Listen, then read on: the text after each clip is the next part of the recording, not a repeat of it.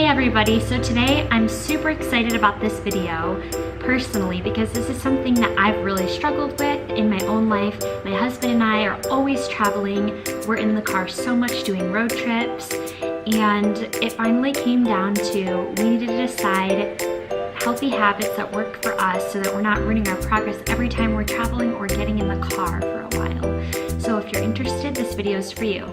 So my husband and I are in the car a lot traveling. We go to the city a lot, which is an hour away, and we're there for a few hours, and then we go to where my family lives, which is 3.5 hours away, and sometimes we go, you know, once a week or once every 2 weeks.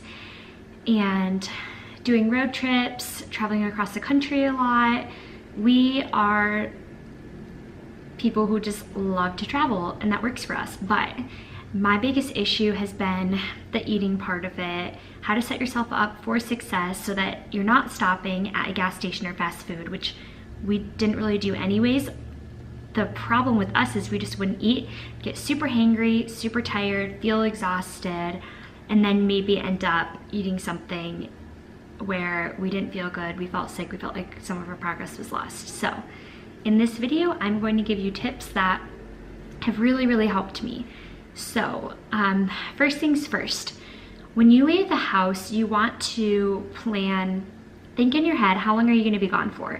So if I am gonna drive an hour to the city and we're gonna be there for 3 or 4 hours, even 2 hours, that's 4 hours total that I'm not gonna have access to being at home and making the food that I wanna make. So I'm gonna think about how much food I will want to eat in that 4-hour time span, how much my husband will need to eat because he's not going to pack his own food, and I don't want to deal with that, which is probably preparing me for when I have children. But I'm going to be a great mom because I already know how to pack snacks. So I'm just thinking about that part. And also, I used to just throw bananas and almond butter into my bag, which is a great snack, but then half the day would be gone and I've had no protein, and I have 110 grams to hit of protein. So now my snacks are more thought out, and so yeah, I'm just constantly aware. Also, if we're gonna go 3.5 hours up north, I'm gonna pack snacks for on the way, and I'm also going to pack some snacks for on the way back, so that we're not worrying about stopping at a grocery store or whatever. And my second thing that I learned, and this was a huge problem, is that I was really good at packing snacks, again, like the bananas and apples and all of that doesn't need to be refrigerated, but trying to hit my protein, and I don't eat protein bars, my husband does, but I just find that a lot of them aren't good for you. I do have a few kinds that I will eat, but they're just not my favorite. I'd rather eat real food, real whole foods that make me feel full and make me feel super energized and rejuvenated. So my thing was I didn't have a refrigerator.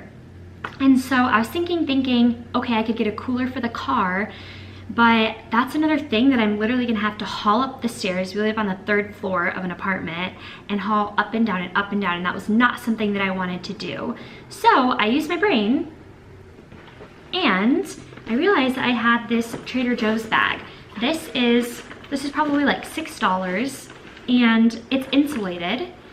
I have receipts in there right now, and we use that for when we buy meat and stuff, because we're about 45 minutes away from Trader Joe's. So whenever we go there and we have things that need to be refrigerated, we use that.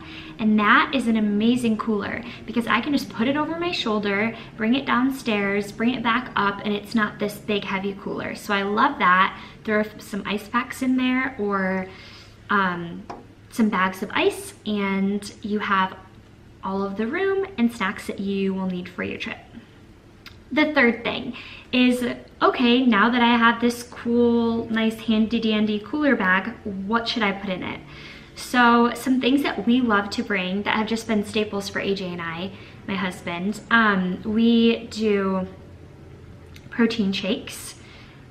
You can use water, but I love almond milk. I'll make like chicken. If we're gonna be gone, if we're gonna be traveling during dinner time, let's say we have to drive to the airport a few hours away, or if we have to drive up north, I will make dinner like I would, and I will pack it in the car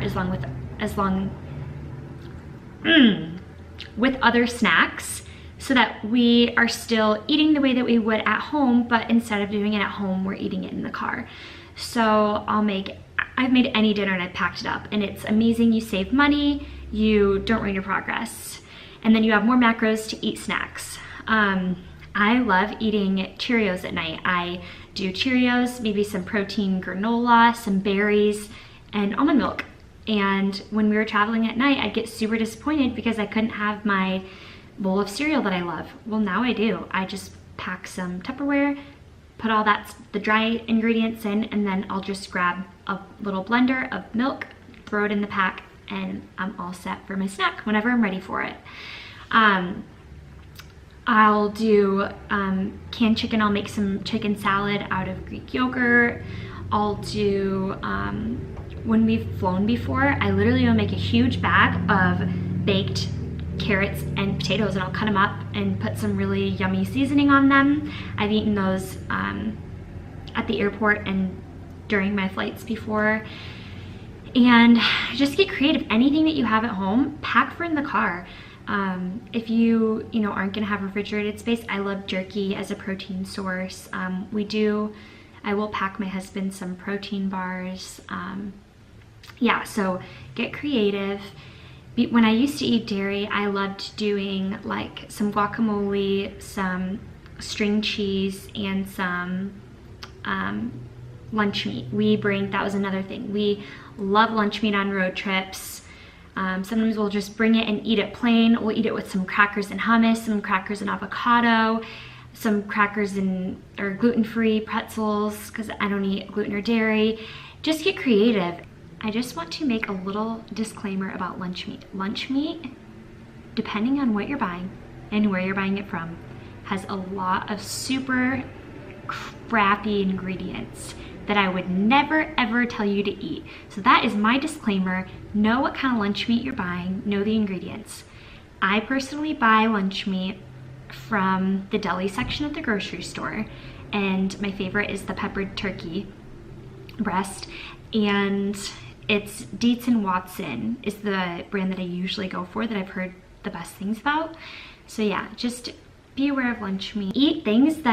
Pack things that sound good. Don't pack, if you like this, but I wouldn't, don't pack carrots and celery sticks for a road trip that you're gonna be on for a while, because you're gonna end up stopping for something that's way worse than something you would have packed, because who wants to eat really boring food? I don't. Another tip that I have for you, when my husband and I got married, we drove from California to Michigan, and I think it was like a 36-hour drive. It was something nuts.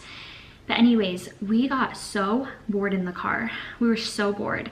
And we bought gum. We were like, we've eaten so much food. We're not hungry. We're just bored. We got like those little bowl cup things of gum, and we just ate them one after another. The only thing with that is sugar-free gum is gonna make you super bloated, but if you're in the car and you don't care, eat some gum. Don't eat it, chew some gum. That really, really helped us also. Don't let yourself get bored. Listen to podcasts, listen to your favorite YouTube videos, put on some good music. I love TED Talks. I love the podcast app on, if you have an iPhone, it's free, and there's so many awesome different podcasts that people have out there. Don't let yourself get bored. Bring maybe some yummy drinks, some coconut water, some LaCroix, anything that's like 0 calorie, that tastes good. Drink water.